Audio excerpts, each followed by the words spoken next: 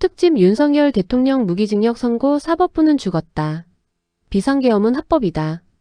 대한민국을 사랑하시는 애국 시민 여러분, 그리고 우리 5060세대의 자랑스러운 보수 지지자 여러분 반갑습니다.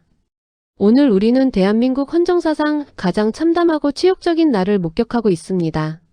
사법부가 정치 권력의 하수인으로 전락하여 우리 손으로 뽑은 윤석열 대통령에게 무기징역이라는 말도 안 되는 선고를 내렸습니다.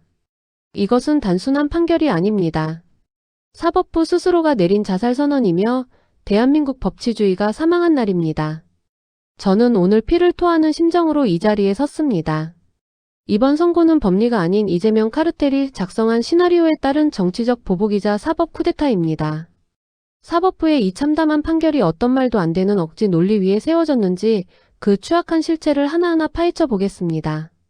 이번 판결을 주도한 지기현 판사는 윤석열 대통령에게 내란죄를 뒤집어 씌우기 위해 무려 500년 전의 역사까지 끌어왔습니다. 1649년 영국 내전 당시 처형된 찰스 1세의 사례를 들어 최고 권력자도 처벌받을 수 있다는 해괴망측한 비유를 들었습니다. 하지만 찰스 1세는 자신의 왕권을 지키기 위해 국민과 싸운 인물인 반면 윤석열 대통령은 국가 전복을 노리는 반국가 세력으로부터 대한민국과 국민의 주권을 지키기 위해 구국적 결단을 내린 것입니다.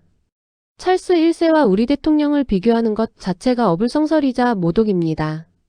더욱 충격적인 것은 지기현 판사가 이런 판결을 내릴 수밖에 없었던 배경입니다.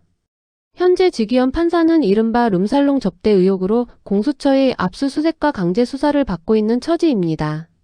작년 3월만 해도 공수처의 수사권이 명확한 규정이 없다며 대통령을 석방했던 인물이 본인이 수사를 받게 되자 이제 와서 공수처의 수사권이 정당하다며 말을 뒤집었습니다. 자신의 치부를 덮기 위해 공수처와 좌파 세력의 눈치를 보며 대통령을 제물로 바친 것이 아닙니까? 이것이야말로 사법부가 정치 권력의 무릎을 꿇은 명백한 증거입니다. 재판부는 실질적인 폭력 행위가 없었음에도 불구하고 계엄군이 국회에 출동한 것 자체가 폭동이라고 규정했습니다. 당시 국회 상황을 똑똑히 기억하십시오. 담을 넘고자 하는 자는 다 넘었고 전화도 터졌으며 단전이나 단수조차 없었습니다. 심지어 경찰은 의원 신분만 확인하면 국회로 들여보내주었습니다. 300명도 안 되는 병력이 어떻게 수만 명의 인파를 봉쇄할 수 있었겠습니까? 이것은 형식적인 경고이자 질서 유지를 위한 배치였을 뿐입니다. 160명의 증인 중 오직 3명만이 대통령의 지시를 왜곡하여 증언했음에도 지기현 판사는 이를 근거로 폭동이라 우겼습니다. 이는 결론을 미리 정해놓은 짜맞추기 판결에 불과합니다. 그렇다면 대통령은 왜 이런 극단적인 상황에서 비상계엄이라는 구국적 결단을 내릴 수밖에 없었겠습니까? 우리 대한민국이 처했던 위기 상황을 보십시오. 입법부를 장악한 야당은 무분별한 탄핵을 남발하여 행정기능을 완전히 마비시켰습니다. 감사원장까지 탄핵하며 국가의 근간을 흔들었습니다. 특히 선관위는 비밀번호가 12,345로 설정될 만큼 보안이 처참하게 무너져 북한과 중국 해커들의 놀이터가 되어 있었습니다.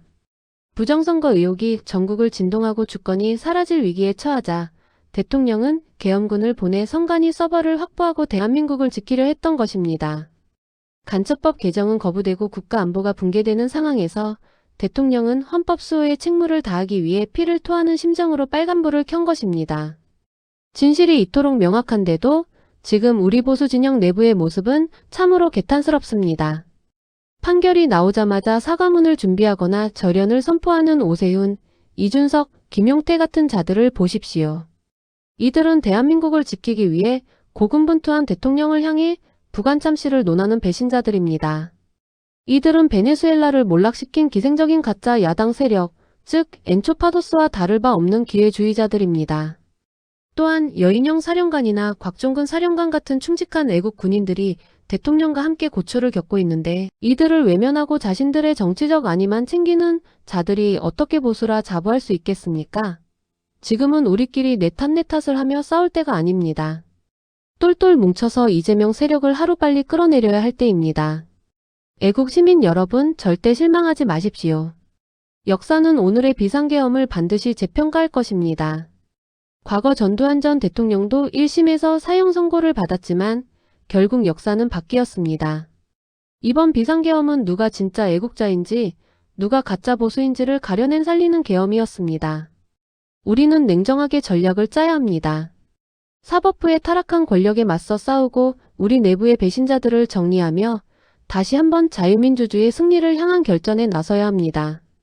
대한민국은 절대로 무너지지 않습니다. 우리가 함께라면 반드시 승리할 수 있습니다. 오늘 영상이 도움되셨다면 대한민국을 지키는 마음으로 좋아요, 댓글, 알림 설정, 구독하기 부탁드리겠습니다. 여러분의 응원이 큰 힘이 됩니다. 감사합니다. 끝까지 함께합시다.